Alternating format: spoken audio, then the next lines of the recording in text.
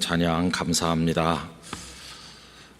연말이 이제 다가오면 다들 마음이 분주하시고 또 뭔가에 쫓기는 것 같고 그렇죠. 여러분 이럴 때일수록 우리 주님을 깊이 묵상할 수 있기를 바랍니다. 주님의 말씀을 더 깊이 생각하면 하나님의 은혜가 우리 마음에 젖어 들어오는 것을 느끼게 됩니다. 하나님께서 얼마나 우리들을 사랑하시나 하는 것을 깨닫게 되죠.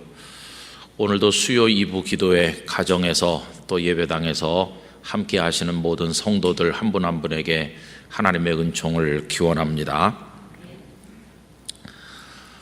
성경에서 가장 좋아하는 인물이 누구입니까? 이렇게 질문을 하면 그 대답이 다양하겠죠. 그런데 전에 뜻밖에도 어떤 분이 이런 대답을 하더라고요. 목사님, 저는 성경에서 누굴 제일 좋아하느냐 하면 뭐 아브라함이나 다윗이나 뭐 그런 유명한 사람을 이야기하는데 그분이 얘기하는 분은 누구냐 하면 무드셀라를 좋아한답니다. 그래서 왜 무드셀라를 좋아하세요? 그랬더니 오래 살았잖아요. 우리 성도님들 거기 동의하세요? 무드셀라가 얼마나 오래 살았는지 아십니까? 969세를 살았어요. 지금 2020년인데 지금부터 1000년 전이면은 우리나라는 어떤 때일까요? 지금부터 1000년 전으로 거슬러 올라가 보면은 고려시대인데 여러분 고려시대 때 나가지고 지금까지 살고 있다고 생각해 보세요. 그러면 몽고가 쳐들어와 가지고 우리나라가 강화도로 임금이 도망도 가고 그런 어려운 일도 겪었고 이성계 장군이 나라를 새로 세우기도 하고 그 중간에 임진왜란, 정유재란 뭐 이런 거 일어나고 그거 다 겪는 거예요. 일본에게 나라가 망하고 6.25 전쟁이 벌어지고 그런 거 다 겪고서야 이제 와서 죽을 때가 된다. 와, 그러면 그게 좋은 거겠어요? 우리 영락교회 성도님들은 무드셀라를 좋아하시지 않았으면 좋겠어요. 무드셀라 좋아하면 좀 곤란합니다. 근데 그분의 말씀도 이해가 안 가는 건 아니에요. 왜 그러냐 하면 사람들이 다 죽는 걸 무서워하잖아요. 그렇죠? 병원이 왜 저렇게 환자로 넘쳐납니까? 결국은 아파서 그렇다 이렇게 하지만 따져서 물어보면 다 죽지 않으려고 간 겁니다. 그냥 단지 아프기만 해서 간 게 아니라 이렇게 아프다 나중에는 죽으면 어떡하지 그러면서 안 아프려고 간 건데 따져서 말해보면 안 죽으려고 간 거다 이렇게도 말할 수가 있잖아요. 그러니 다 죽음을 두려워하는 우리들이다 보니까 무드셀라를 좋아하는 것도 좀 이해가 되는 거죠. 그러면서도 한편으로는 허망합니다. 왜 그러냐 하면 결국은 무드셀라도 죽었으니까요.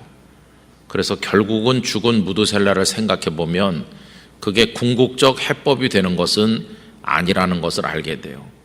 여러분, 그냥 좀 오래 사는 것은요, 죽음을 해결하는 방법이 아닙니다. 오래 사는 것만 가지고는 죽음을 해결할 수가 없는 것이죠.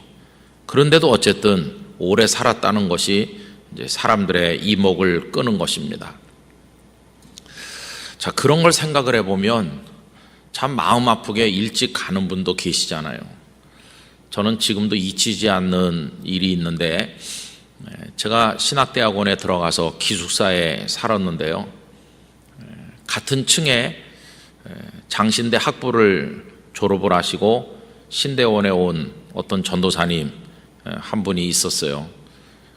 저랑 같은 기수는 아니기 때문에 뭐 자세히 알지 못하지만 그래도 같이 복도에서 오며 가며 만나고 또 기숙사 식당에서 밥을 먹다 보니까 이제 다 알게 되는 거죠. 근데 소문이 나기를 그 전도사님은 기숙사에 사는 학생들 중에서 책을 제일 많이 가지고 있다 이렇게 알려졌더라고요. 그래서 학생들이 책이 없으면 그 학생에게 가서 그 전도사님에게 가서 책을 빌린다 하더라고요. 근데 책을 얼마나 아끼는지 밥을 굶어 가면서라도 책을 사서 모은다 하는 소문이 났었습니다. 근데 고향이 저 호남 쪽 어디 시골인데 가난한 농촌에서 이분이 태어나셨고, 그리고는 이제 서울에 와서 목사 될 꿈을 가지고 이제 신학대학원에 다니는 거죠. 고등학교 졸업하고 서울로 올라와서 학부부터 다녔으니까 한 나이 19살, 20살 때부터 학부 4년 이제 다니고, 이제 신대원 이제 2년 다니고 이제 3학년 다녔어요. 그러니까 나이가 한 26, 27 뭐 그쯤 됐을 것 같아요. 근데 이제 그분이 신대원 3학년 가을이 되었을 때 저는 2학년이고, 그때 이제 그분이 결혼한다는 겁니다. 근데 뭐 저는 그분을 가깝게 지내진 않아가지고 결혼식에 간 건 아니었어요. 근데 한 11월 달쯤 됐는데 결혼했다는 얘기가 들리더라고요. 그러면서 기숙사에서 이제 나갔다고 그래요.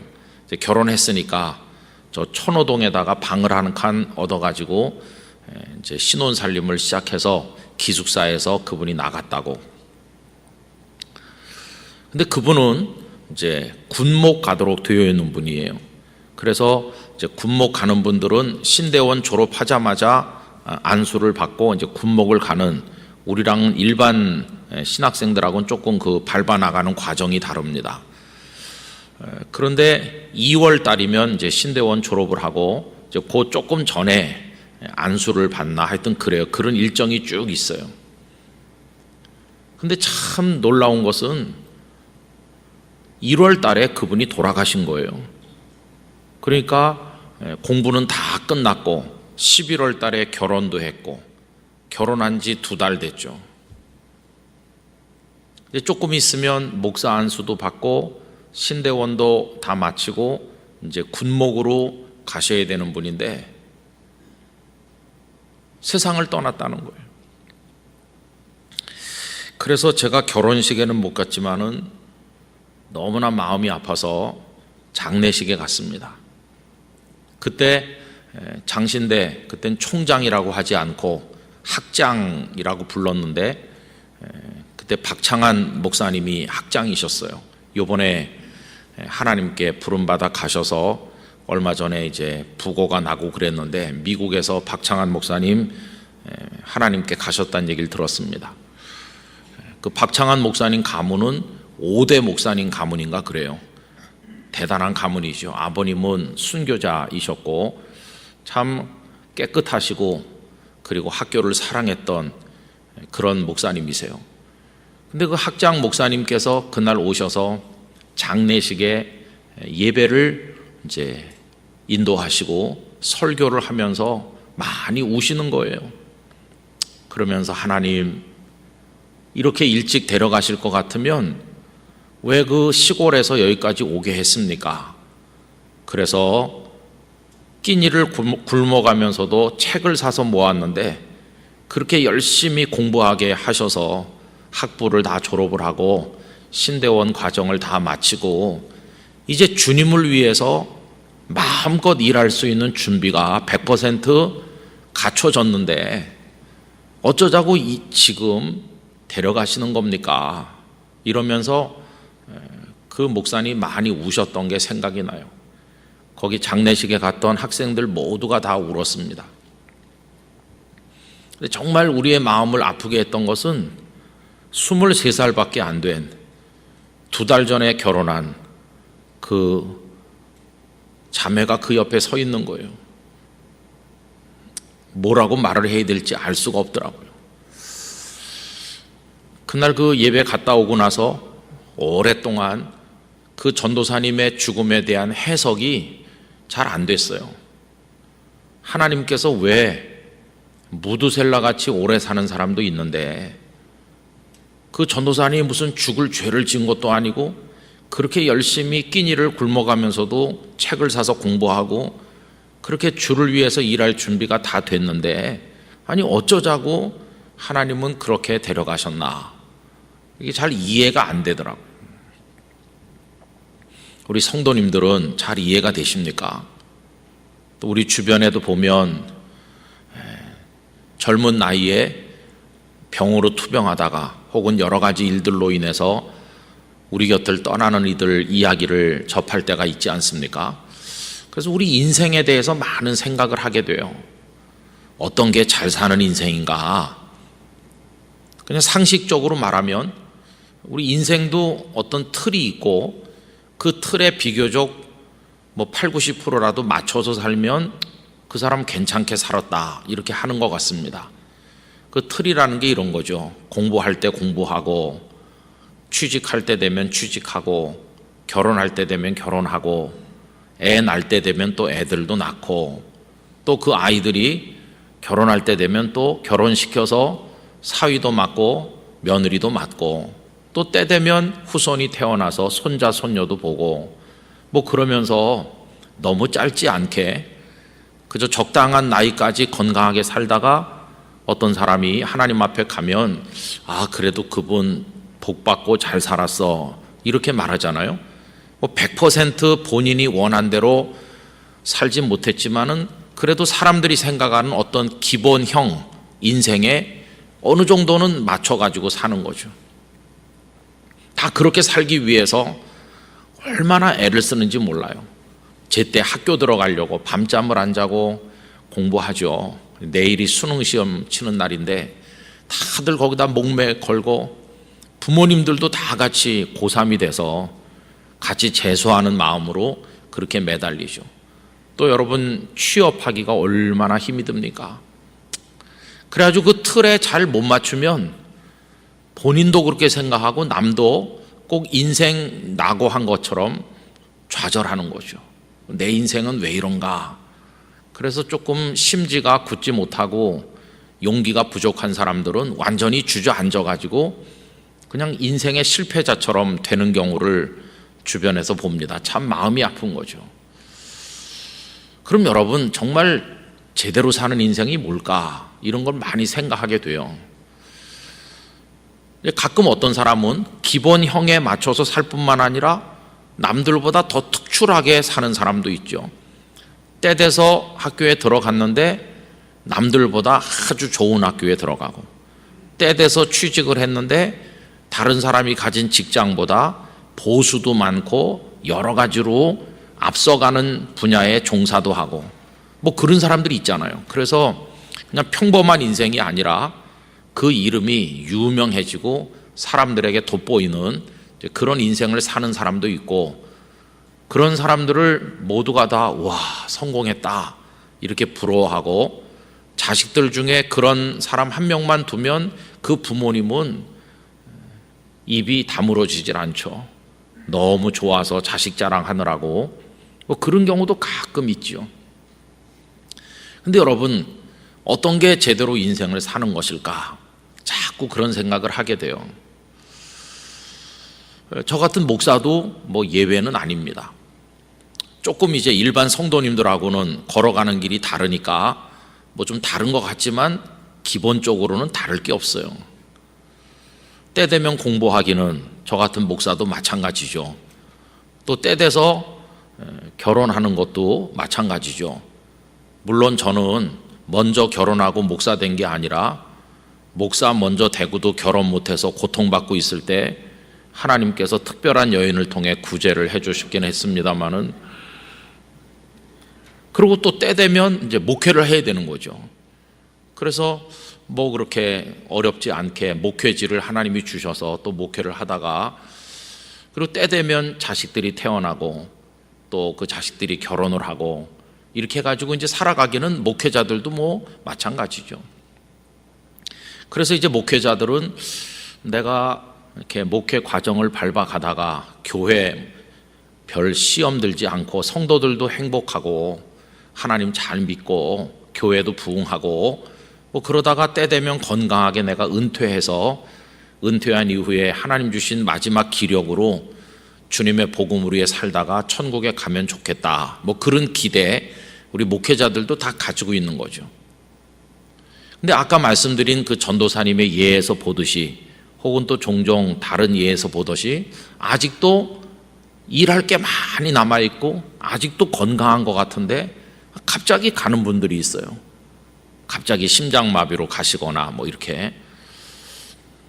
그래서 여러분 요즘에 와서 저는 하나님 앞에 잘 살고 가는 인생이 뭔가 하는 거를 자꾸 자꾸만 더 많이 생각하게 됩니다.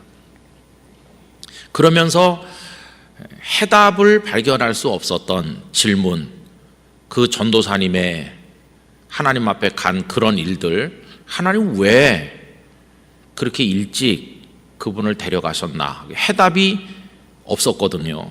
잘 이해가 안 됐거든요. 근데 이제 요즘에 와서 저는 조금씩 이해가 되기 시작했어요. 그 대답은 이겁니다. 결코 그 전도사님은 실패한 게 아니다. 그런 대답을 발견하기 시작했어요. 어떤 분이 아직도 젊은데 많이 아파서 병으로 고생하다가 일찍 세상을 떠난다 할지라도 그거는 실패하는 게 아니다. 그러면 뭐가 달라진 거냐 하면요, 바라보는 시각이 달라진 거예요. 옛날에는 우리 사람들이 생각하는 인생의 어떤 틀이 있었어요. 그 틀에 잘 맞춰서 살면 그런 대로 산 거고, 그 틀에 못 맞춰서 살면 이건 실패한 거다, 이렇게 생각을 하니까 그 전도사님의 떠난 일도 이해가 안 되고 뭐 여러 가지 사건들이 다 이해가 안 됐었습니다. 그런데 요새 와서 시각을 바꾸는 거죠. 그렇게 사람들의 시각으로 인생을 보지 말자. 그럼 어떻게 시각을 바꿔서, 시선을 바꿔서 보느냐 하면은 하나님의 눈으로 보자, 이렇게 생각을 바꾸게 되는 것이죠. 여러분, 하나님의 눈으로 우리들의 인생을 바라보시면 우리가 바라보는 것하고는 전혀 다를 것입니다. 우리는 어떻게 남을 봅니까? 우리는 이렇게 마주서서 봅니다. 한 170cm 되겠네. 한 2m는 되겠어. 운동선수였나? 이렇게 우리끼리 봅니다. 그냥 우리 높이에서, 우리 눈높이에서 보죠. 그러니까 뭐 크네, 작네, 뭐 이런 소리 저런 소리 하죠. 그런데 여러분, 하나님의 눈으로 보면 저 높은 데서 내려다 보신다고 생각해 보십시오. 그 높은 데서 내려다 보시면 크고 작은 게 보일까요? 아닙니다. 하나님의 눈으로 보면 다 똑같습니다. 조금 오래 사는 사람이나 조금 일찍 떠난 사람이나 영원의 관점에서 하나님의 눈으로 보면 다 똑같은 거예요. 또 인생이 짧다고 해서 반드시 그 모든 게 다 실패인가? 절대 그렇지 않아요. 미완성으로 끝나는 음악들도 많이 있는 것처럼 미완성임에도 전달해주는 감동은 완성된 곡들보다 더 큰 경우가 많은 것처럼, 짧아 보이고 뭔가 채워지지 않은 것처럼 보이는 인생일지라도 오히려 하나님께는 더 큰 영광이 되고 더 큰 기쁨이 되는 인생을 사는 사람들도 많다는 것을 우린 잊어서는 안 될 것이. 전에도 말씀드린 것처럼 우리 예수님께서는 장수하시지 않으셨어요. 무두셀라는 한 인간에 불과했고 우리 주님은 하나님의 아들이시니까 세상의 관점에서 보면 적어도 무두셀라보다는 더 오래 사셔야 될 것 같잖아요. 그런데 그렇지 않았어요. 겨우 33년 정도 계셨어요. 그 33년은 우리들의 생애보다도 절반도 안 되고 3분의 1도 안 되는 것처럼 보일 만큼 아주 짧은 삶이에요. 그러나 예수님께서는 33년밖에 안 살았기 때문에 실패라던가 그런 말씀을 요만큼도 하신 적이 없으세요. 짧지만 완성이었어요. 짧지만 하나님을 보여주는 삶을 사셨습니다. 나를 본 자는 아버지를 보았다고 말씀하셨죠. 짧지만 이 땅에 오신 목적을 100% 이루시고 메시아의 사명을 완수하시고 십자가와 부활의 복음을 통해서 우리들을 영원히 구원하는 길을 여시고 우리 주님은 승리하셨어요. 그래서 제가 요즘에 와서 생각이 좀 달라지고 그런 죽음에 대해서도 해답을 발견해 가고 있다고 말씀드리는 것은 바로 그겁니다. 바라보는 시각을 우리 사람의 시각에서 보니까 성공인 것 같아, 실패인 것 같아 라고 말하는 거지, 하나님의 관점에서 보면 하나님이 원하는 삶을 살면 짧게 살아도 그건 다 아름다운 것입니다. 사람의 시각으로 보면 그 안에 채워져야 될 게 다 들어가야 되는 거죠. 돈도 많이 벌어야 되고, 지위도 있어야 되고, 조금 힘도 써야 되고, 뭐 가지는 거 다 가지고 누릴 거 다 누리고, 그래야 그게 성공이야. 이건 사람의 눈으로 보는 건데, 하나님의 눈으로 보는 시각은, 그런 시각으로 보는 인생은 전혀 다른 것이죠. 그래서 여러분, 저는 이제 요즘에 기도를, 하나님 더 오래오래 건강하게 더 이렇게 하는 인간적 입장에서의 기도, 그 기도를 점점 줄이고 하나님의 눈으로 우리 인생을 바라보실 때 우리가 가져야 될 기도 제목, 그거를 찾아내서 기도하기를 원하고 있습니다. 그게 하나님을 믿는 사람의 인생 사는 모습이 아니겠어요? 그러면 그렇게 시각을 바꿔서 살아간다고 할 때, 이 땅에 한 번 태어나서 사는 우리인데, 그리고 우리가 몇 년의 생명을 부여받았는지 아무도 모르고 지금 우리의 길을 가는 건데, 이렇게 걸음을 걷다가 내일 아침에 끝날 건지, 한 10년 남은 건지, 아직도 오래 남은 건지, 그거 아무것도 모르고 지금 쭉 가는 건데요. 그 마지막 시점이 언제이든지 간에, 그래서 누구보다 길 수도 있고 누구보다 짧을 수도 있는 단 한 번의 인생을 우리가 살고 있는 건데, 누구보다 길다고 해서 성공하는 것도 아니고 누구보다 짧다고 해서 실패하는 것도 아니라면 가장 복된 인생은 뭐냐? 이렇게 근본적인 질문을 이제 다시 해보게 될 때 그 대답은 다른 게 아니에요. 제 마음속에 있는 대답이 오늘 읽은 본문인데요, 다른 게 아니라 하나님의 사랑의 축복 안으로 초대받고 살다 가는 사람은 가장 아름답게 산 것이라고 믿습니다.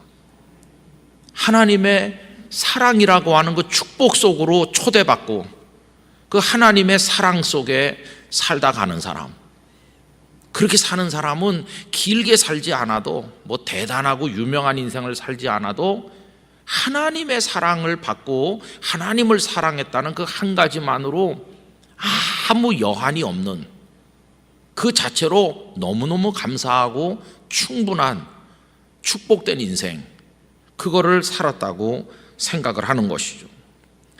여러분, 오늘 읽은 본문을 보십시오.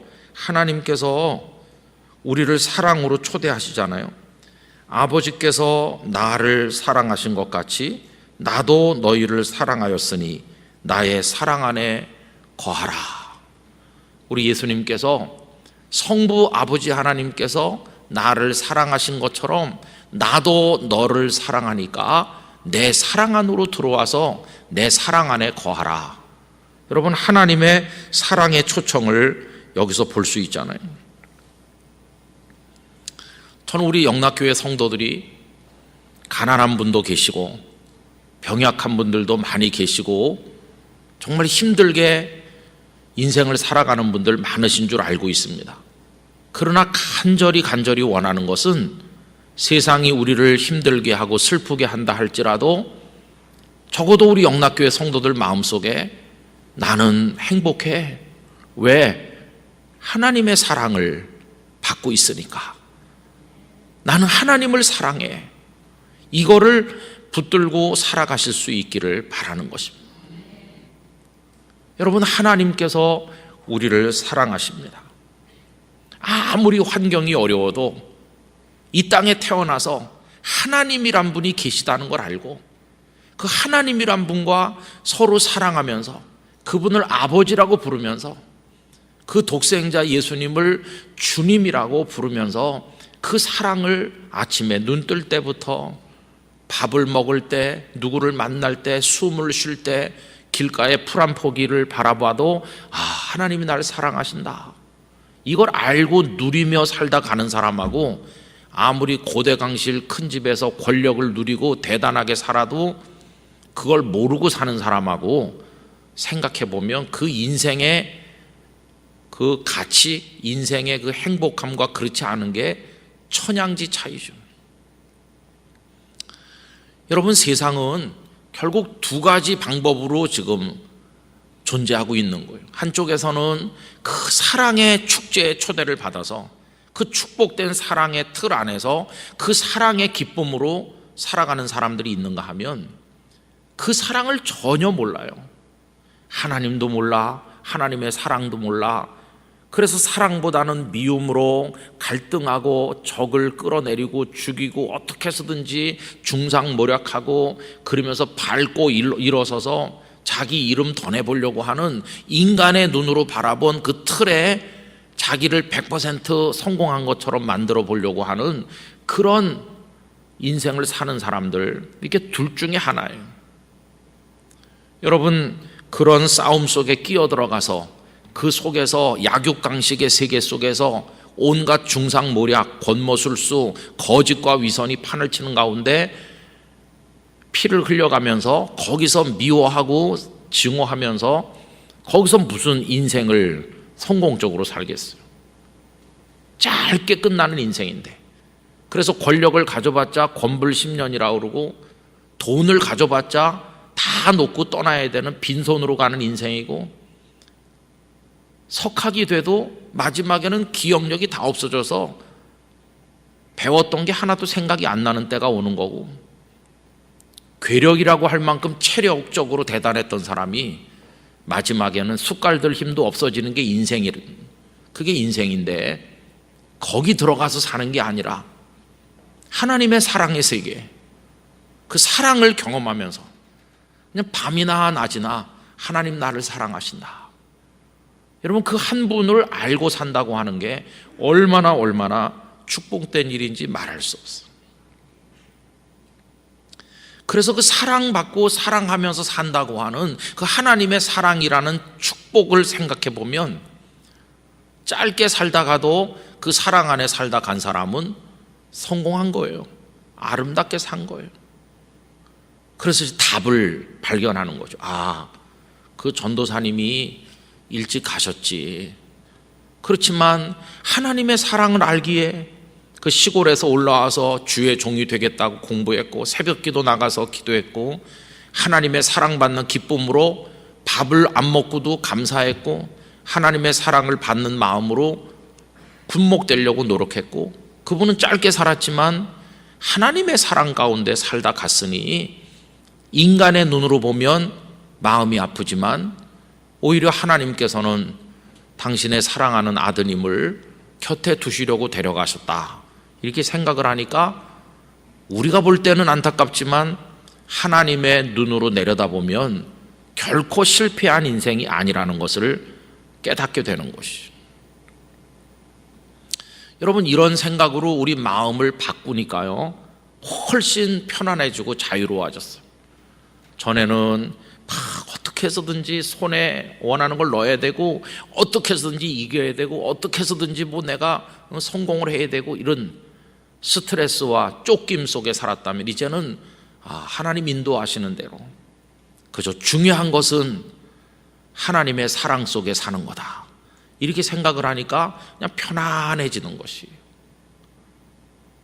너무도 감사한 것은 그 하나님께서는 한순간도 우리를 사랑하시지 않는 때가 없으시거든요.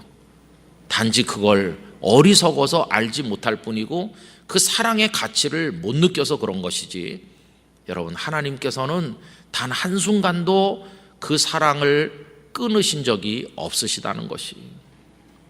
지금 이 순간에도 하나님께서는 우리를 얼마나 사랑하고 계시나, 여러분, 그 사랑이 우리 성도님들의 마음속으로 흘러 들어오게 되기를 원합니다.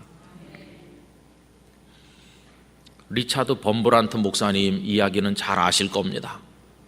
이분은 1948년에 루마니아의 감옥에서 고생을 많이 했죠. 그래서 53년도까지인가 56년까지인가 이렇게 갇혀 계셨어요. 그러다가 잠깐 2, 3년 풀려났었어요. 그러다 59년도에 다시 투옥돼 가지고 6년 동안 더 갇혀 계셨어요.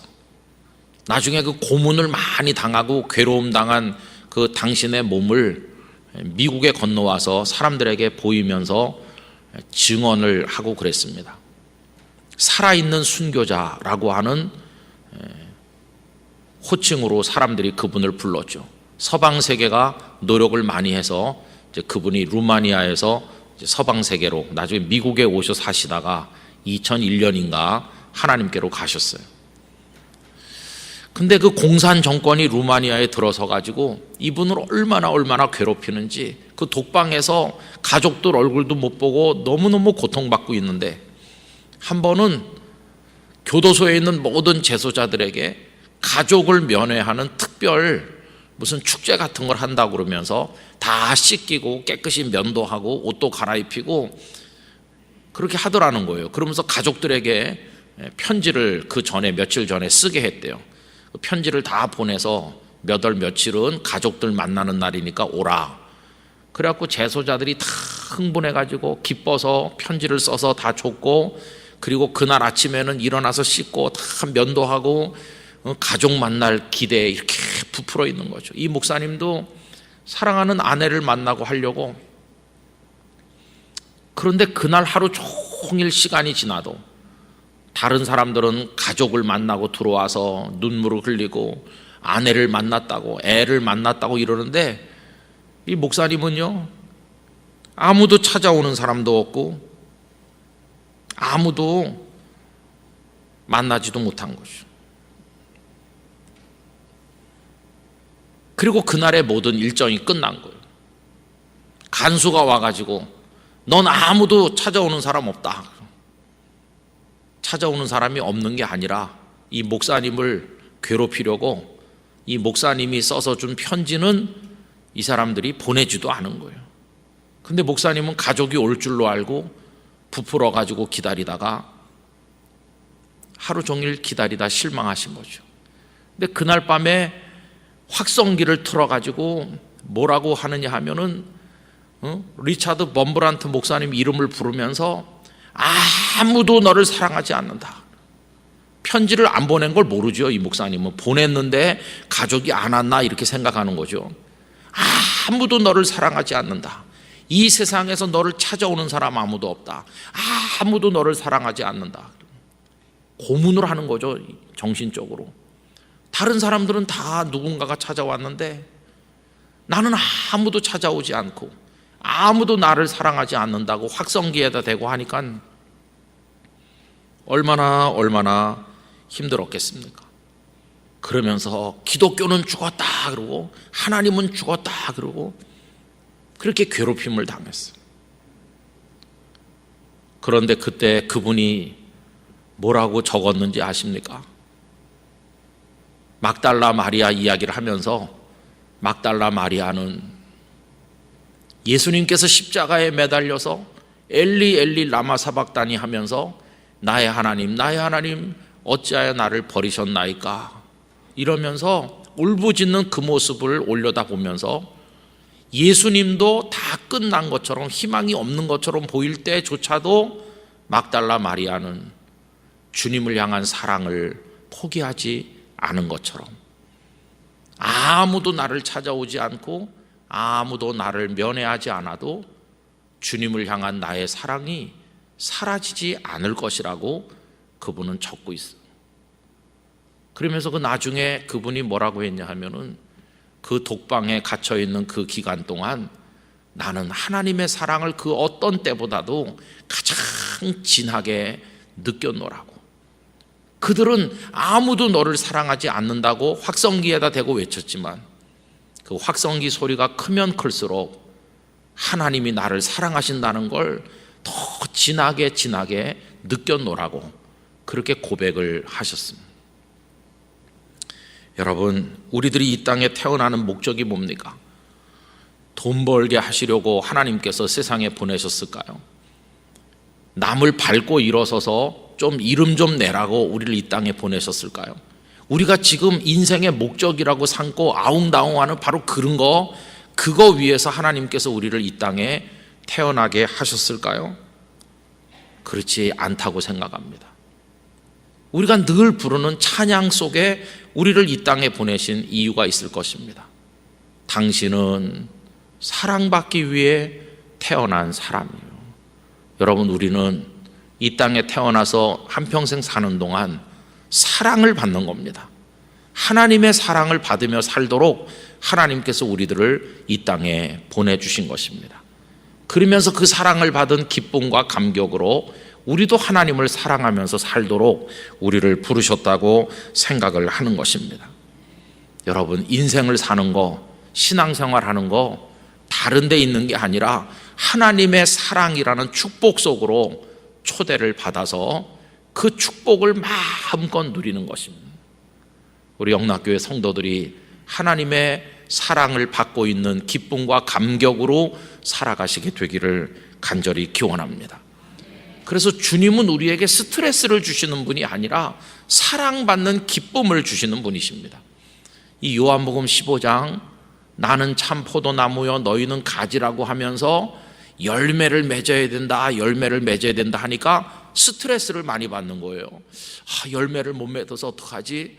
여러분, 주님은 우리를 고문하듯이 열매를 못 맺는 너는 가만 안 둘 거다, 이렇게 우리를 괴롭히려고 이 말씀을 하시는 게 아니에요. 오늘 우리가 이제 9절과 10절을 읽었는데요, 9절 10절을 다시 한번 보십시오. 아버지께서 나를 사랑하신 것 같이 나도 너희를 사랑하였으니 나의 사랑 안에 거하라, 이렇게 사랑으로 초청하시잖아요. 그러면 사랑받고 사랑하면 어떻게 합니까? 내가 누군가를 진심으로 사랑하면 그를 기쁘게 하기 위해서 그가 원하는 걸 해주잖아요. 10절이 그겁니다. 내가 아버지의 계명을 지켜 그의 사랑 안에 거하는 것 같이 너희도 내 계명을 지키면 내 사랑 안에 거하리라. 여러분, 이걸 이렇게 뒤집어 읽으면 더 은혜가 돼요. 내 계명을 지키면 내 사랑 안에 거하리라. 이거를요, 나를 사랑하면 내 계명을 기쁨으로 지킬 것이다, 이렇게 바꿔서 읽으면 정말 쉽게 이해가 되는 거죠. 계명을 억지로 지키려고 하면 너무나 고통스럽지만 예수님을 정말로 사랑하게 되면 계명을 지키는 게 기쁨이 될 것입니다. 그래서 여러분, 오늘 10절까지만 읽었는데 11절로 한번 가보세요. 11절 다 같이 읽어보도록 하겠습니다. 내가 이것을 너희에게 이름은 내 기쁨이 너희 안에 있어 너희 기쁨을 충만하게 하려 함이라. 할렐루야. 내가 이걸 너희들에게 말하는 거, 너희들은 가지니까 열매를 맺어야 되고 내 계명을 지켜야 된다고 말하는 건 너희를 힘들게 하려고, 너희에게 스트레스를 주려고 그래서 말하는 게 아니다. 내가 이것을 너희에게 말하는 것은 내 기쁨이 너희 안에 있어 너희 기쁨을 충만하게 하려 함이라. 여러분, 주님은 우리를 바라보시면서 기뻐하신다는 거예요. 그럼 우리가 뭐 대단해서 기뻐하십니까? 우리를 사랑하시니까 그냥 기뻐하시는 거예요. 그 사랑하시고 또 우리 보고도 사랑하라고 하시면서 사랑으로 불러주시는데 그 안에 성도의 기쁨이 있다는 것을 깨닫게 되는 거죠. 여러분, 하나님의 사랑받는 사람은 생명의 마지막 순간이 와도 슬퍼하지 아니하고 감사하면서 하나님 앞에 가게 될 줄로 믿습니다. 저를 키워주신 어머니는 이제 제가 2살에 저를 낳아주신 어머니께서 동생을 낳다가 세상을 떠나신 다음에 오셔서 저를 키워주신 건데요. 근데 저를 키워주신 어머니의 그 이전의 인생을 저는 잘 모릅니다. 우리 어머니가 평안북도에서 태어났다는 건 알고, 저 만주, 지금의 심양인데 봉천에 그 서탑교회에서 신앙생활 했다는 것도 알고 몇 가지 알지만 그 전의 인생을 어떻게 사셨는지 잘 몰라요. 근데 어머니에게 직접 들은 몇 개 안 되는 얘기 중에 하나가 이겁니다. 우리 어머니에게 딸이 있었다고 그러죠. 저의 누님이죠. 6.25 전쟁이 나던 해 12살이었다고 그래요. 그런데 그 12살 된 누나가 전쟁에 폭격을 하는데, 그래가지고 파편이 튀는데 파편에 맞아서 피투성이가 됐어요. 그래서 어머니가 통곡을 하면서 12살 된 딸이 피투성이가 된 방에다 이렇게 눕혔는데 희망이 없는 거죠. 의식은 남아있고 말도 하는데, 그런 상태에서 그 누나가요, 제 어머니에게 손을 잡으면서 마지막으로 한 얘기가 뭐냐 하면, 엄마 슬퍼하지 마세요. 엄마 나는 기뻐요. 나는 예수님 만나러 가게 돼서 기뻐요. 그러면서 그 누나가 저희 어머니에게 꼭 예수님 잘 믿어서 천국에서 만나자고 말했다는 거예요. 제 어머니가 저에게 했던 얘기는 그겁니다. 네 누나가 그렇게 폭격을 맞아서 세상을 떠났는데, 저희 어머니가 만주에서 그 서탑교회 다니고 그랬지만 그 이후에는 또 믿음 생활이 잘 안 되셨던 것 같아요. 그냥 교회 이름만 걸어놓고 예배도 잘 안 갔는지 뭐 자세한 말씀을 안 해서 잘 모르겠는데, 그 누나가 마지막으로 숨 거두기 직전에 예수님 잘 믿어서 천국에서 만나자고 하면서, 나는 슬프지도 않고 주님 만나러 가니까 기쁘다, 그 얘기를 듣고 저희 어머니가 정신 차려서 다시 신앙생활 열심히 했고, 저 통영 앞바다 쪽에 있는 한산도 섬 거기 가서 교회들을 세우고, 그렇게 하다가 이제 저를 키우시게 된 거죠. 저희 어머니가 저한테 그 얘기를 했던 건 누나 얘기를 하려고 한 게 아니라, 누나가 남긴 그 마지막 이야기로 인해서 어머니 당신께서 다시 믿음이 회복됐다고 하는 얘기를 하시기 위해서 그 말씀을 하셨어요. 저는 말로만 들어서 전혀 사진도 본 적도 없고 아무것도 모르는 그 누나가 그때 12살이었으니까 6.25가 지금 70년 됐으니까 살아있으면 82이겠네요. 그죠? 그 누나가 남겼다는 마지막 얘기를 잊을 수가 없습니다. 12살밖에 안 됐는데 온몸이 피투성이 돼도 슬프지 않고 기쁘고 예수님 만날 생각하니까 기쁘다. 여러분 그거 잘 이해가 되세요? 그래서 그 누나의 마음속에 그 죽음의 순간에서조차도 우리 주님을 생각하는 기쁨이 있었구나, 그걸 생각하니까 감동이 되더라고요. 여러분, 우리 영락교회 성도들이 그 주님의 사랑받는 기쁨으로 남은 인생 살다가 나중에 언젠가 우리도 가던 걸음을 멈추는 마지막 순간이 올 때, 주님 사랑받아서 행복했습니다, 내가 이 땅에 태어나서 하나님이란 분을 알고 하나님의 사랑을 받으며 살다 가는 특권을 누리게 해주셨으니 하나님 감사합니다, 이렇게 하면서 하나님의 품에 안길 수 있기를 원하는 것입니다. 그게 잘 사는 인생입니다. 뭐 우리가 엄청난 유산을 남기고 대단한 이름을 남기고 가는 건 아니다 할지라도 사랑받은 하나님의 사람으로 살다 가는 거, 그거면 성공하는 겁니다. 뭐 굳이 90년, 100년, 100년 넘게 장수하지 못해도, 뭐 대단하게 살지 못해도 괜찮아요. 이미 우리는 그런 의미에서 성공한 사람들이에요. 우리 같은 사람들을 하나님께서 사랑해 주셨고 지금도 사랑하고 계시고, 앞으로 다른 사람들이 우리를 외면해도 하나님께서는 우리를 사랑하실 것이기 때문에 그거 하나만으로도 충분하다는 것을 알 수 있어요.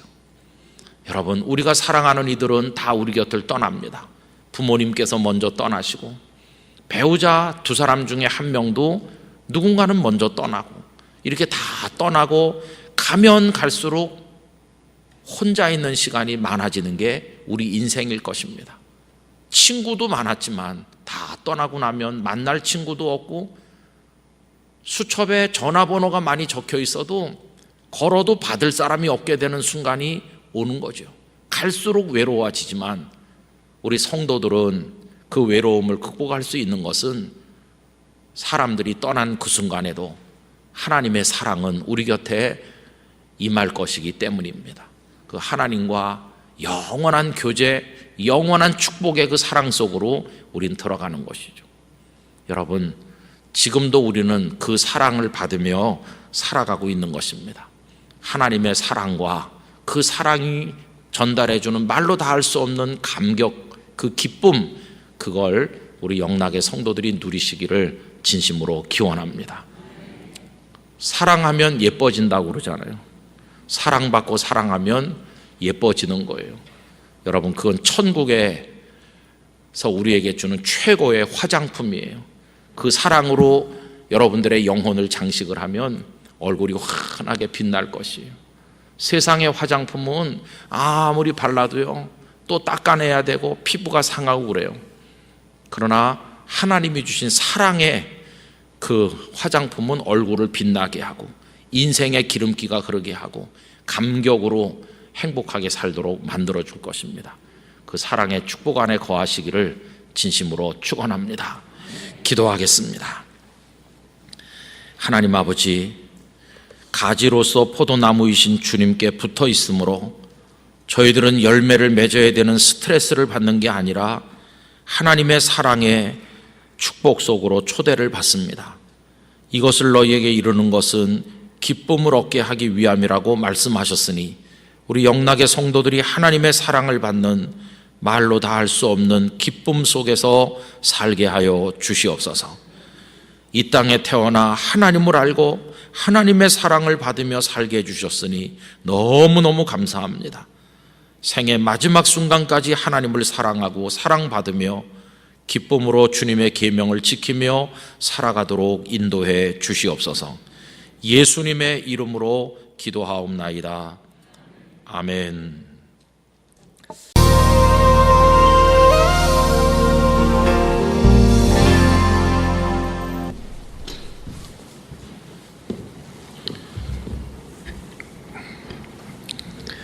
하나님께서 고통받는 이 땅의 백성들을 위로하시기 위해서 예수님을 세상에 보내서 우리의 구주가 되게 하여 주셨습니다. 코로나로 고통받고 계시죠. 확진자가 많이 늘어나고 또 병상이 넉넉지 않다 하는 보도도 접하고 있습니다. 무엇보다도 우리 성도들은 예배당에 다 나오셔서 예배할 수 없는 처지가 가장 안타까우실 거라고 생각하는데 찬양 가사 그대로 우리를 위로하시는 하나님의 은혜가 여러 성도들의 마음속에 임하기를 간절히 기원합니다.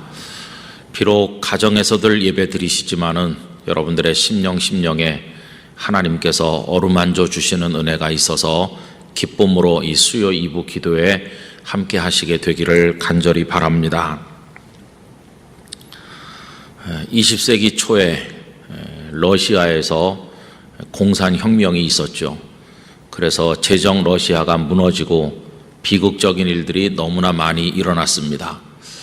많은 사람들이 죽었습니다. 그리고 많은 사람들이 시베리아 등지로 끌려가서 수용 생활을 하다가 죽어갔는데 그 수를 다 헤아릴 수 없을 정도로 많습니다. 그런데 그 시베리아 벌판 영하 30도, 40도가 무색하게 추운 그곳에 수용소들이 있는데 그중 어느 한 수용소에 작은 방에 24명씩 수용되어 갇혀 있었다고 합니다.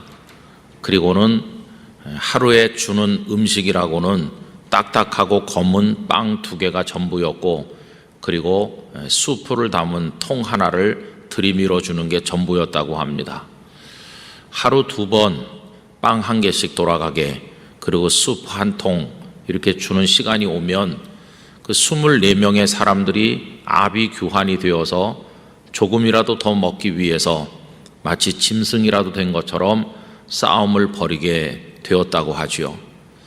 그러다 보니까 힘센 사람은 빵을 2개, 3개 차지하기도 하고 힘이 없는 사람은 얻어맞고 나가 떨어져서 음식을 구경도 하지 못하게 되고 서로 많이 먹으려고 하다 보니까 수프가 다 엎질러져서 태반이나 먹지 못하고 버리게 되고 그런 일들이 일어나게 되었다고 합니다.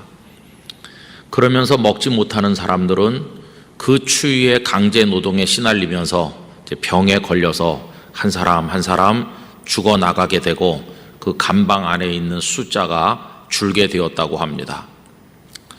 그런 비극적인 상황이 벌어지고 있는데 어느 한 감방은 여러 달 동안 단 한 명도 죽은 사람이 없었다고 합니다. 그래서 사람들은 그 방을 기적의 방이라고 불렀다고 합니다. 어떻게 그 방에서는 여러 개월이 지나도 단 한 사람도 죽는 사람이 없었을까요? 거기에는 러시아 정교회 사제가, 신부가 한 사람 수용되어 있었는데 그는 다른 사람들과 달랐습니다. 빵과 수프가 들어오는 시간이 되면 그는 빵을 받아서 자기 입에다 넣는 것이 아니라 미처 받지 못한 옆에 사람에게 빵을 건넸다고 합니다. 그리고 자기가 받은 수프를 떠서 그 사람의 입에 넣어 주었다는 것입니다. 그 모습을 보고 그 감방 안에 있던 모든 사람들이 큰 충격을 받고 감동을 받은 것입니다. 모두가 짐승처럼 변해버렸는데, 우리는 짐승이 아니야. 우리는 사람이 아닌가. 그리고 우리는 다 하나님을 불렀던 사람들이 아닌가. 우리가 왜 이렇게 되었나. 사람들은 점차 마음을 가라앉히게 되었고, 그 신부가 하는 것처럼 빵을 받아서 자기 입에 넣지 않고 다 옆으로 그 수프를 떠가지고 옆으로 이렇게 넘겨주게 되었다고 합니다. 그러니까 그 24명이 있는 그 감방에는 단 한 사람도 음식을 먹지 못하는 사람이 없었고, 단 한 사람도 자기가 자기 입에 넣는 사람이 없었다고 합니다.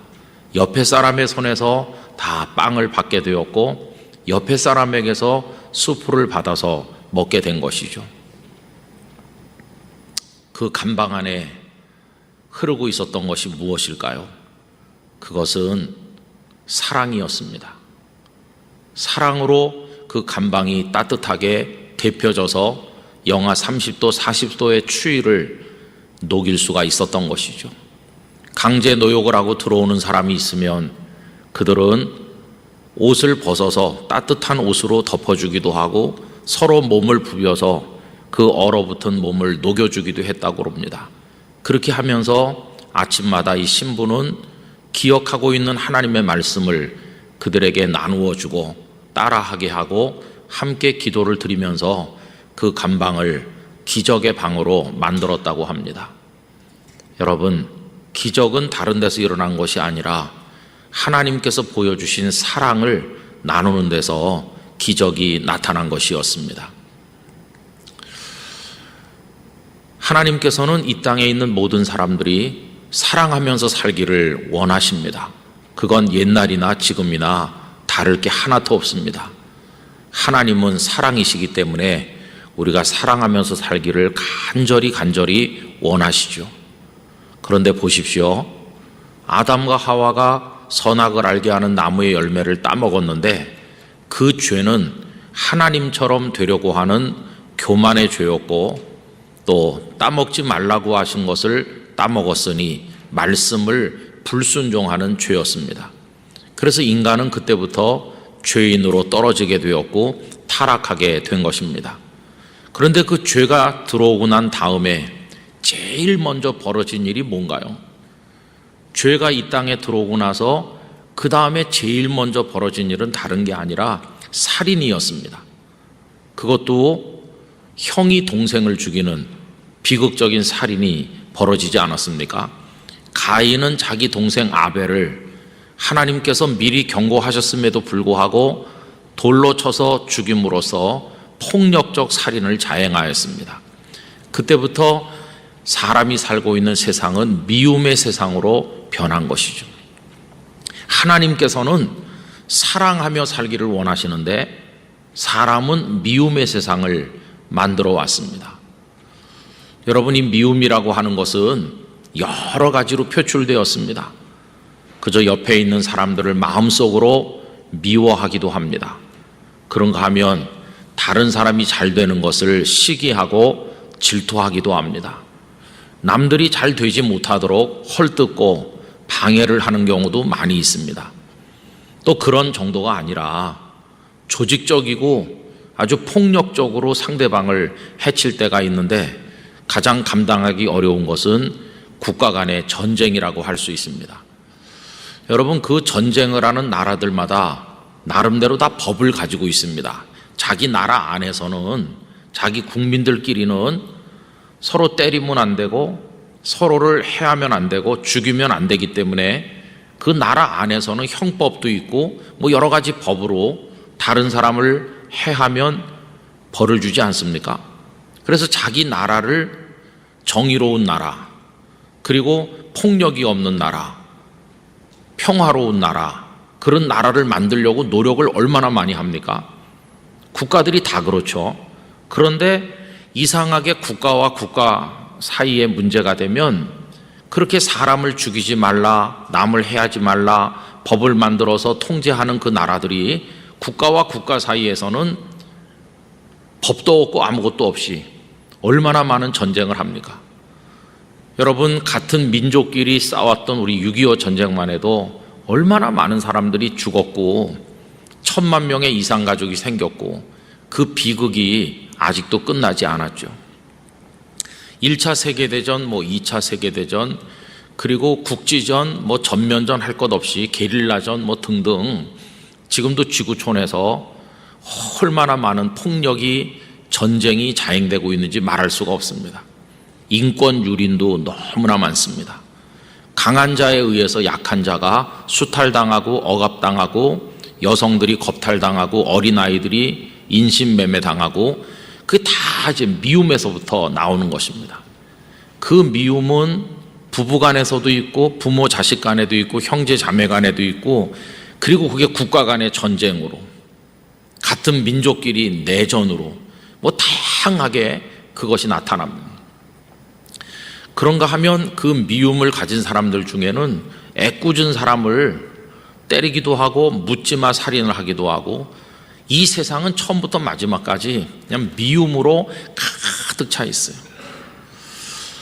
여러분, 우리나라도 요즘에 신문을 뒤덮은 뉴스가 검찰에 관련된 뉴스죠. 법무부, 검찰, 참 우리 국민들 불쌍한 것 같습니다.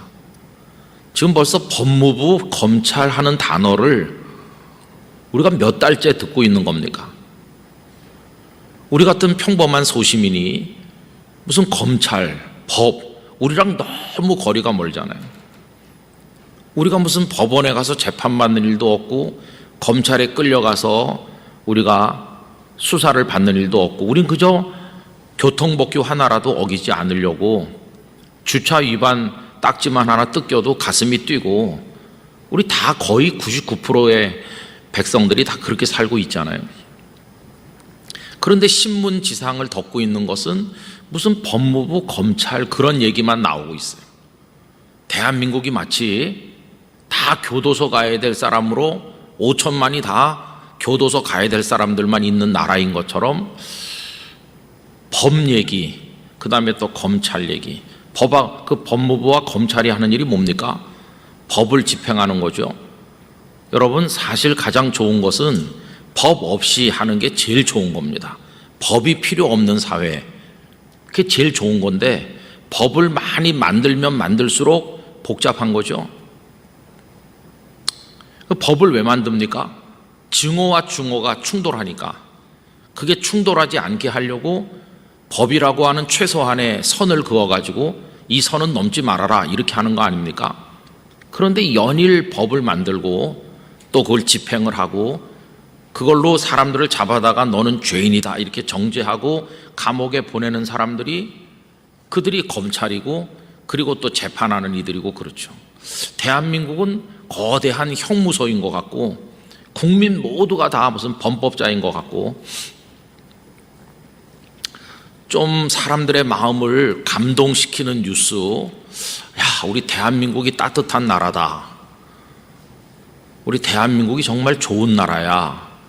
이렇게 느끼게 하는 가슴 훈훈하게 만들어주는 뉴스는 찾아볼래야 찾아볼 수가 없고 여러분 법이나 검찰이나 재판하고 이런 거 이게 다 증오가 밑에 깔려 있는 겁니다.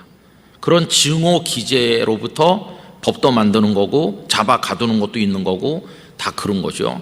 대한민국이 그런 방향으로 흘러간다고 하는 게 너무너무 안타깝습니다.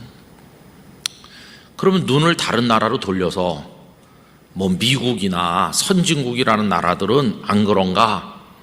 여러분, 안 그런 나라가 없어요. 우린 지금 대한민국에 살고 있으니까 대한민국 뉴스를 많이 보니까 대한민국만 그런가 하지 일본에 사는 사람은 거기서도 마찬가지일 거예요.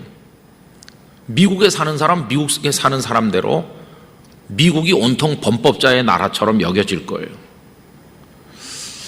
세상이 다 그래요. 여러분, 이건 어쩔 수 없는, 죄인들이 살고 있는 이 지구촌은 어쩔 수 없이 그 죄로부터 시작된 미움과 갈등이 그런 비극들을 만들어내는 거죠. 우리가 세상을 살기가 어려운 게 뭐 가난하다든지 몸이 아프다든지 뭐 그런 것만 속상한 게 아닙니다. 이런 미움의 세상 속에서 상처받으면서 살다 가야 된다고 하는 게 그게 너무너무 마음 아픈 거죠. 그래서 여러분, 햇빛이 따뜻하게 비치는 찻집에 정겨운 친구, 가족, 뭐 그런 이들이 앉아서 차 한잔 마시면서 그저 두런두런 인생의 얘기를 나누면서 서로 위로하고 우리 잘 살고 하나님 앞에 가자, 이렇게 하는 모습을 먼 발치에서 지켜보면 얼마나 따뜻하고 아름답습니까? 그래, 저렇게 우애가 깊고 서로 사랑하면서 저렇게 사는 거지. 비록 가난하기도 하고 아프기도 하고 어렵지만은 저렇게 위로하면서 사는 거지. 차 한잔 나누는 것을 통해서 마음과 마음이 서로 연결되고 얼마나 아름답습니까? 그렇게 살면 좋은데 그냥 온통 다 눈이 붉게 충혈되어 있고 세상은 그냥 증오의 세상이에요. 그런 세상 속에서 하나님께서 부르실 때까지 있어야 되는 거죠. 어떤 때는 너무 세상에 대한 실망이 커서 야, 정말 빨리 하나님 앞에 갔으면 좋겠다, 그런 생각이 들 정도로 이 세상은 너무 고통스럽습니다. 여기 존재하는 것 자체가 고통이죠. 세상에 있는 것 자체가 그 미움의 올가미 속에 어느 한 구석엔가 나도 있어야 된다고 하는 게 그게 고통이죠. 여러분, 예수님을 믿는다는 사람들이 모인 교회도 별로 다를 바가 없어요. 정말 순수하게 사랑하고 축복해주고 수고 많으셨다고 해주고 격려하고 믿어주고 잘하시도록 제가 기도할게요, 이렇게 해주면 좋은데 자꾸 지적해요. 야단쳐요. 그러면서 교회 안에도 미움이 많이 존재하고 있어요. 밑바닥에 흐르는 게 미움이에요. 많은 교회들이 그 미움으로 인해서 영혼을 구원한다고 하면서 영혼들을 난자하고 있고, 많은 사람들이 사랑의 공동체인 줄 알고 왔다가 상처받고 뛰쳐나간다는 얘기를 듣고 있어요. 왜 이럴까 세상은? 그리고 우리는 왜 그럴까? 근데 여러분, 이 얘기가 뭐 다른 사람들 얘기가 아니죠. 이 말씀을 드리는 제 마음속에도 보면 다 그런 게 있는 거죠. 여러분, 이 미움이라고 하는 죄가 가져온 어떻게 극복할 수 없는 너무너무 거대한 적이 모든 사람의 마음을 누르고 있어요. 그래서 이 세상은 한마디로 미움의 왕국입니다. 미움의 왕국. 그 정점에서 왕노릇하는 건 사탄이고, 사람들 속에 다 미움의 영을 집어넣어가지고 그게 무슨 정부든 사회든 교회든 가정이든 다 그 미움의 영에 사로잡혀서 사탄에게 놀아나고 있는 것입니다. 여러분, 이런 세상에, 그 캄캄한 세상에 예수님께서 어느 날 탄생하여 오셨어요. 뭘 어떻게 하시겠다고 오셨나? 다른 게 아니에요. 죄가 가져온 너무너무 끔찍하고 힘든 이 미움의 세상에 예수님은 놀랍게도 사랑의 나라를 세우려고 오신 거예요. 죄로부터 미움이 왔다면 예수님은 죄를 해결하시러 오셨잖아요. 죄가 미움을 가져왔다면 예수님이 죄를 해결하면, 죄가 없어지면 그 다음에 뭐가 와야 될까요? 사랑이 와야 되는 거죠. 아담과 하와가 죄를 짓지 않았더라면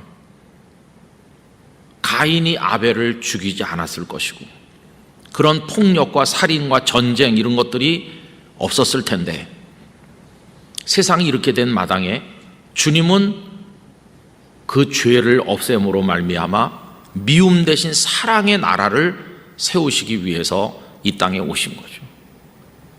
그래서 예수님은 많은 말씀을 제자들에게도 하셨는데 결국 그 말씀을 추리면 딱 한 단어로 요약되는데 그것은 사랑입니다. 사랑. 그래서 예수님이 율법을 어떻게 요약하셨습니까? 주 너의 하나님을 사랑하라. 마음을 다하고 힘을 다하고 목숨을 다하여 주 너의 하나님을 사랑하라. 이것이 첫째다 하시고, 둘째는 내 이웃을 내 몸과 같이 사랑하라. 결국 우리 주님께서 세우고자 하는 나라는 사랑의 나라고, 따라서 천국은 사랑의 나라인 것입니다. 그래서 천국이 좋은 곳입니다. 천국은 사랑의 아버지 하나님께서 계신 곳이고, 이 세상은 미움의 독재자인 사탄이 버티고 있는 곳이고, 여기서 지금 우리가 어쩔 수 없이 있는 건데 어떻게 여기서 고통 중에서도 주님을 바라보는 믿음을 지키며 살다가 미움이란 존재하지 않는 완전한 사랑의 나라로 우리가 들어갈 수 있을 것인가? 그래서 사랑의 하나님 아버지 앞에서 그 사랑에 감격하는 이들이 다 둘러서서 함께 사랑하면서 미움이 가져온 죽음의 세상인 이곳을 떠나서 영생의 나라에서 살 수 있을 것인가? 그게 기독교 신앙의 기본 구도라고 할 수 있어요. 그래서 오늘 여기 예수님께서 십자가 지시기 전날 밤 다락방에서 제자들과 앉아서 하신 일의 결론이 사랑하라는 것입니다.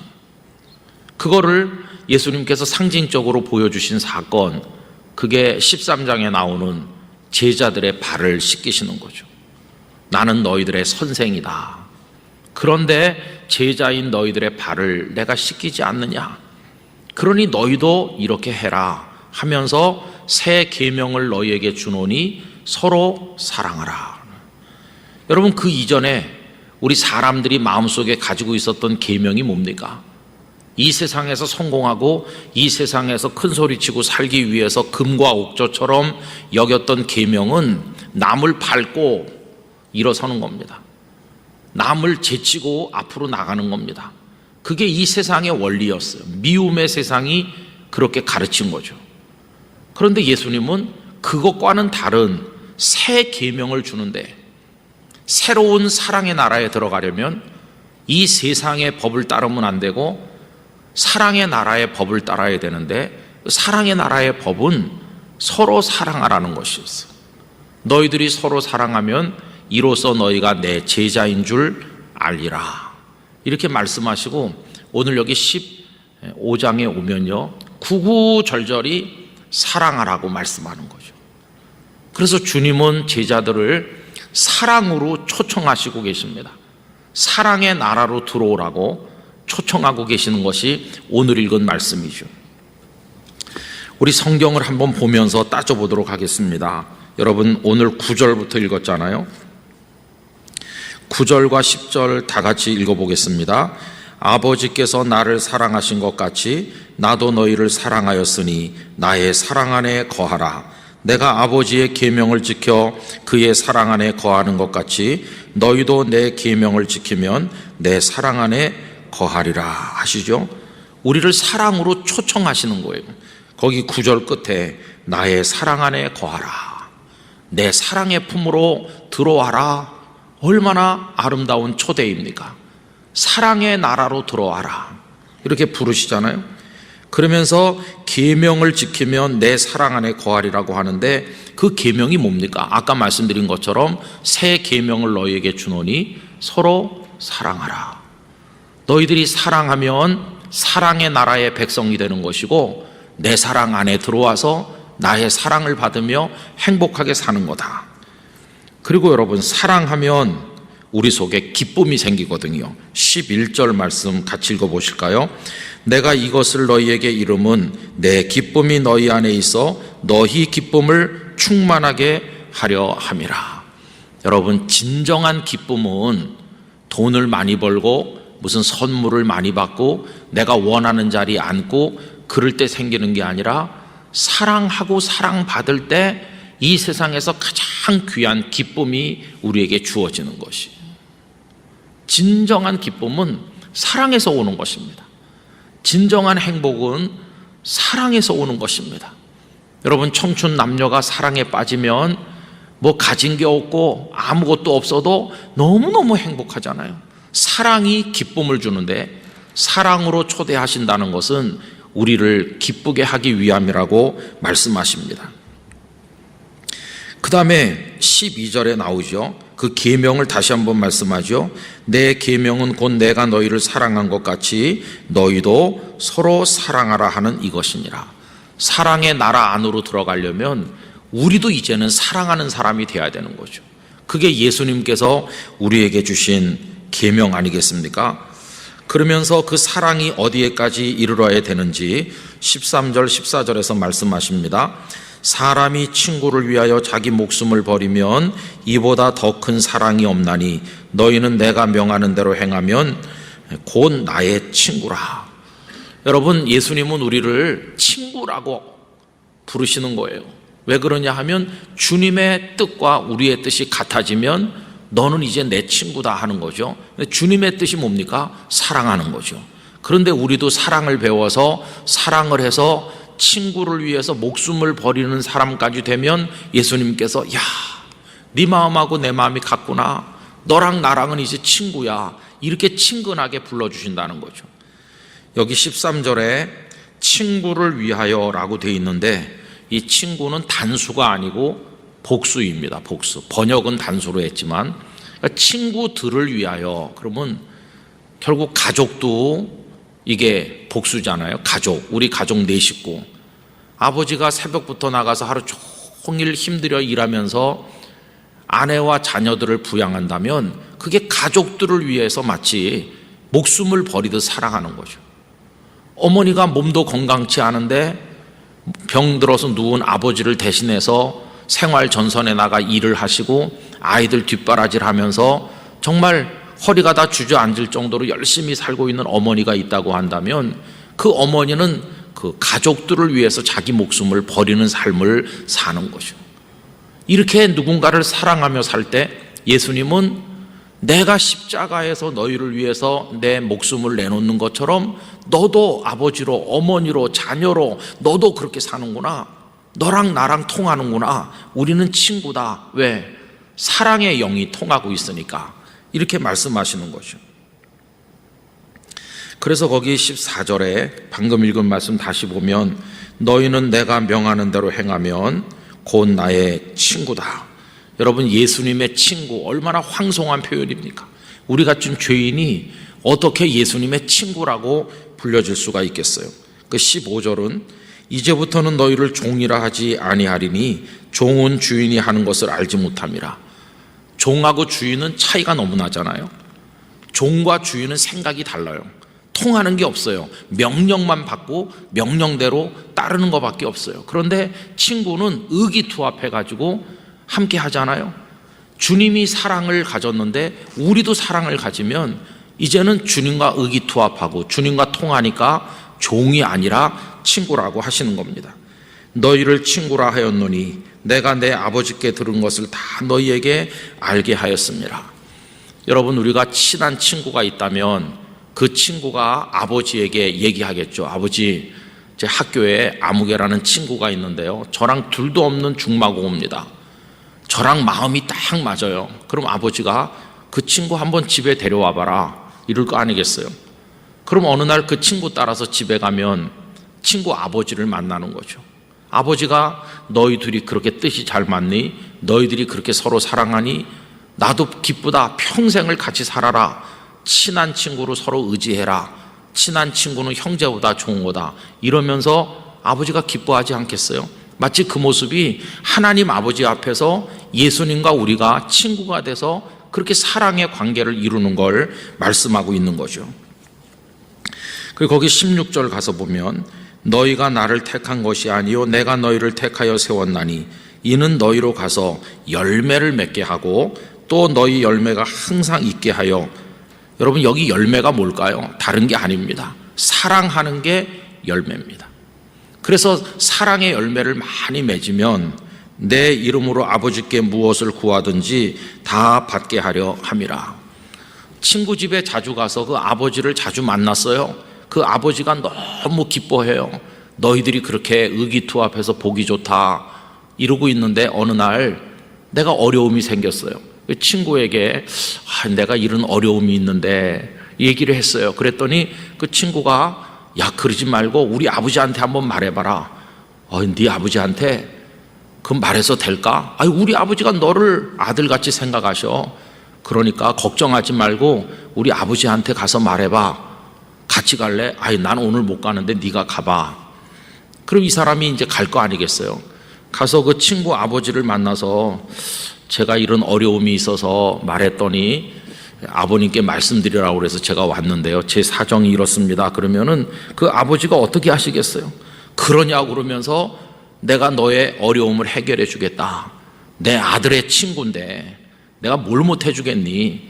그러면서 그 아버지가 해결해 주는데 그게 마치 뭐와 같으냐 하면 예수님의 이름으로 예수님과 친구가 돼가지고 우리가 하늘 하나님께 기도하면 하나님께서 다 들어주신다는 것이 그 이야기를 여기 지금 말씀하고 있는데 이렇게 되려면 그 기본이 뭐겠습니까? 사랑하는 것이에요. 사랑하는. 그래서 17절 내가 이것을 너희에게 말함은 너희로 서로 사랑하게 하려 함이라. 여러분 이처럼 예수님께서는 이 세상의 미움의 세상에 사랑의 나라를 세우러 오신 거예요. 예수님을 믿는다고 하는 걸 어떻게 확인할 수 있습니까? 주일날 되면 교회 온다. 그것도 예수님을 믿는다는 외적 표지 중에 하나겠죠. 교회에서 집사도 되고 직분을 맡는다. 그것도 표지 중에 하나가 되겠죠. 그러나 우리가 정말 하나님의 사람이 됐다고 하는 믿음의 사람이 되었다고 하는 존재 원리는 우리가 사랑의 사람으로 살고 있는가 그겁니다. 그래서 여러분 교회를 오는 게 아니라 교회에서 살아도 사랑이 없이 살면 하나님의 사람이 아닙니다. 교회에서 직분을 받아서 목사도 되고 장로님, 권사님, 집사님 다 돼도 사랑의 원리에 의해 존재하지 않으면 예수님의 사람이 아닙니다. 사랑으로 예수님과 통해야 친구라고 하는 거죠. 사랑이라는 공통 분모를 가지고 주님과 통할 수 있어야 그 사람이 주님의 사람이지. 주님은 사랑의 나라를 세우려고 하는데 우리 속에는 시기, 질투, 미움 이게 있으면 주님과 너무 다르잖아요. 영이 다르잖아요. 사탄의 영에 미움의 영에 지배를 받는 우리가 어떻게 예수님의 친구라고 하겠어요? 그래서 여러분 여기 지금 나오는 사랑의 이야기는 너무너무 중요한 겁니다. 세련되지 못해도 사랑할 수 있어야 됩니다. 여러분 부모 자식이 귀하다는 게 뭡니까? 어떤 자녀가 엄마가 학교에 찾아오는 걸 안 좋아한다고 해보세요. 우리 엄마는 시골 아줌마 같아. 우리 엄마는 옷 입은 것도 후줄근하고 우리 엄마는 너무너무 매력적이지 못해. 내 친구 엄마는 쫙 빼있고 너무 예쁘고 뾰족 구두 신고 그 친구 엄마는 멋진. 우리 엄마는 왜 저러지? 그럼 여러분 그 멋있게 차려입은 친구 엄마가 내가 아프고 병들면 날 위해서 모든 걸 던집니까? 아무것도 안 합니다.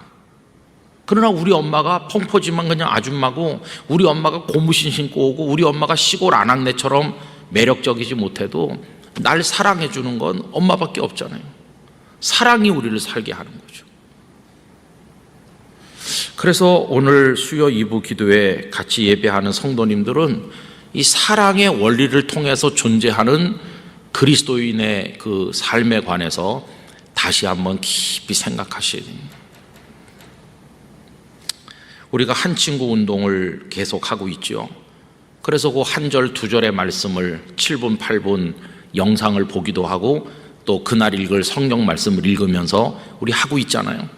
근데 여러분 아무리 그걸 계속해도 우리 속에 사랑이 일어나지 않으면 다 쓸데없는 짓을 하는 것입니다.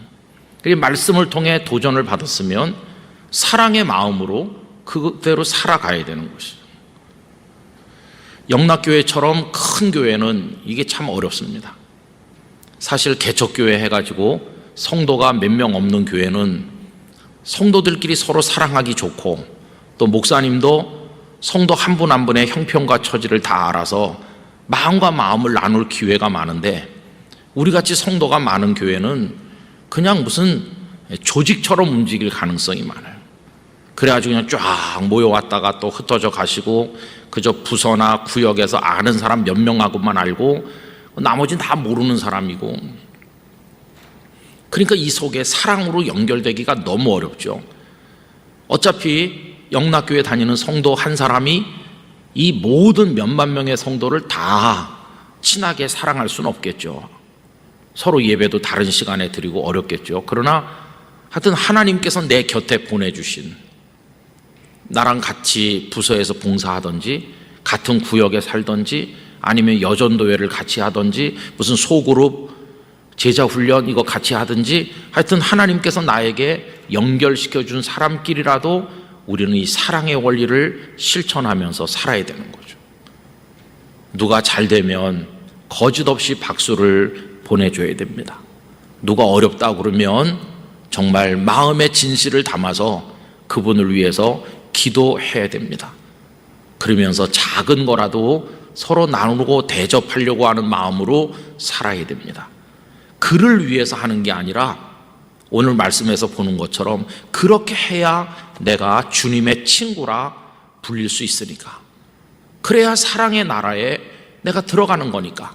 주님이 그렇게 구구절절히 새 계명을 주니까 사랑하라고, 나는 참 포도나무요 너희는 가지인데 열매를 맺어야 된다고 할 때 그 열매가 다른 열매가 아니라 결국은 사랑하라는 거거든요. 사랑하지 못하면 열매를 못 맺는 거고, 열매를 못 맺는다는 것은 사탄의 영에, 미움의 영에 지배를 받는 거니까 아버지께서 잘라내는 거죠.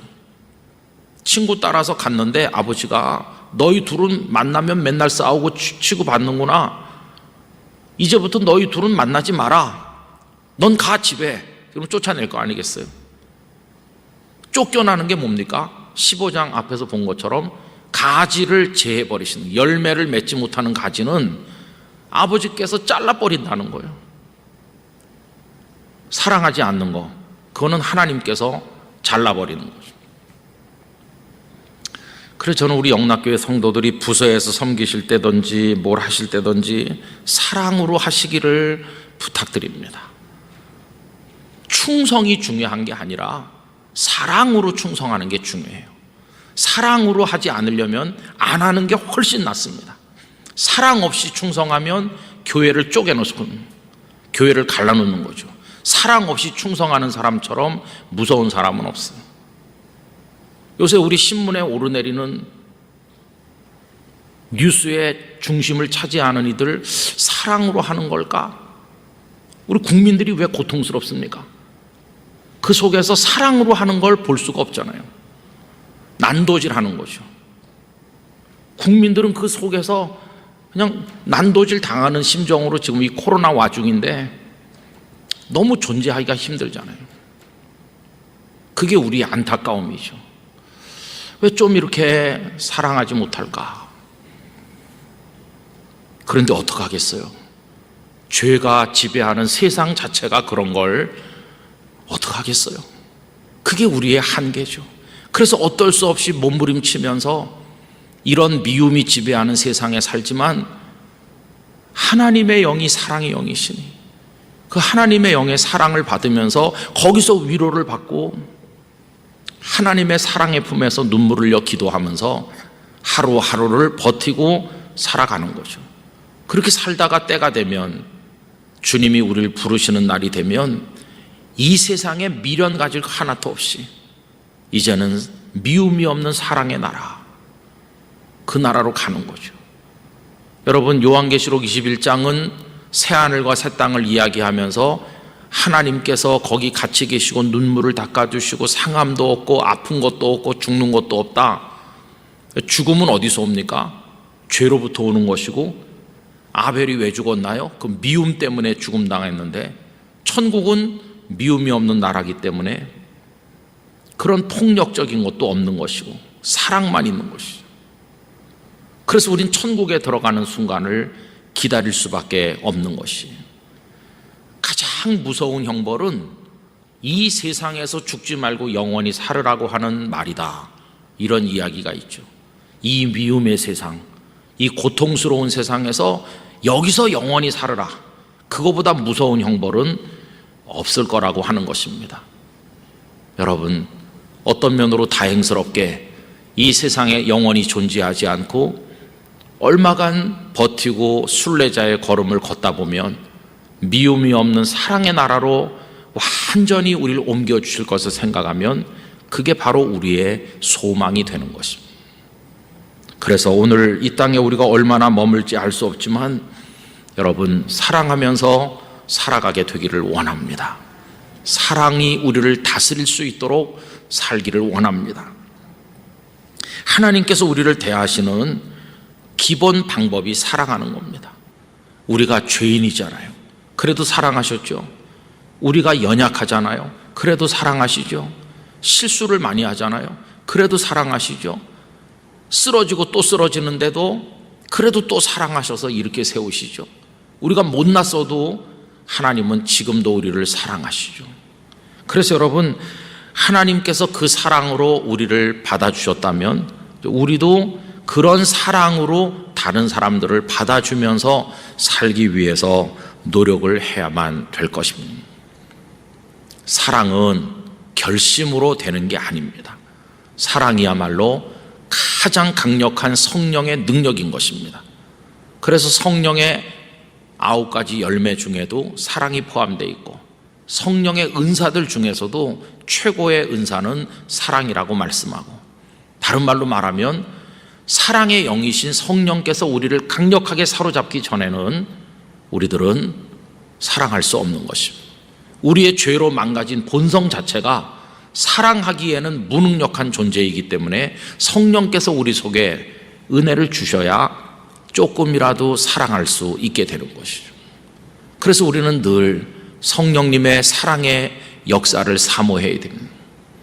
방언하고 예언하고 또 아픈 사람을 위해 기도해서 그 아픈 사람의 병이 낫기도 하고, 그것도 은사이고 그렇지만 그런 은사들보다 최고의 은사는 말없이 조용하지만 사랑할 줄 아는 것, 그게 최고의 은사인 것입니다. 영락교회 성도들이 사랑의 영으로, 하나님의 영으로 충만하게 되시기를 바랍니다. 그래서 오늘 집에 돌아가시면 가족들부터 사랑하는 마음으로 다시 가정생활을 출발하시고 여러 주변에 있는 이들을 사랑하시고 그리고 교회를 사랑하고 성도들을 사랑하고 사랑으로 우리의 모든 삶을 감당해 나가게 되기를 간절히 기원하는 것입니다. 여러분, 그게 복음의 전부 다라고 말할 수 있어요. 그거 할 수 있으면 그리스도인인 것이고, 그거 못하면 아버지께서 제해버리실 것이요 예수님과 상관없는 멸망하는 사람이 될 수밖에 없는 것이죠. 오늘 우리의 문제가 뭐냐 하면요, 교회만 다니면 구원받을 거라고 생각하는 겁니다. 그게 무서운 착각이죠. 제가 자주 말씀드리지만 나더러 주여 주여 하는 자가 다 천국에 들어갈 것이 아니요, 하늘에 계신 내 아버지의 뜻대로 행하는 자라야 들어가리라. 하늘에 계신 내 아버지의 뜻, 그게 뭡니까? 사랑하는 거죠. 결국 사랑할 수 있는 자만 사랑의 나라인 천국에 들어가는 것이고, 교회 모여서 주여 주여 한다고 천국에 가는 건 아니라는 것이에요. 결국 하나님을 참되게 믿는다는 건 사도신경을 암송하는 게 아니라 사랑할 줄 아는 것입니다. 하나님을 사랑하고 이웃을 사랑하고, 그게 믿음의 표현인 것이죠.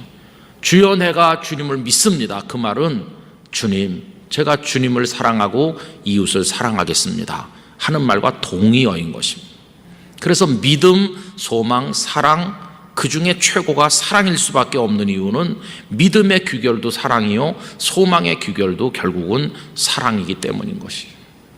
우리 영락교회 성도 여러분, 사랑의 영으로 충만하시기를 기원합니다. 주님, 사랑하는 사람이 되게 하여 주시옵소서.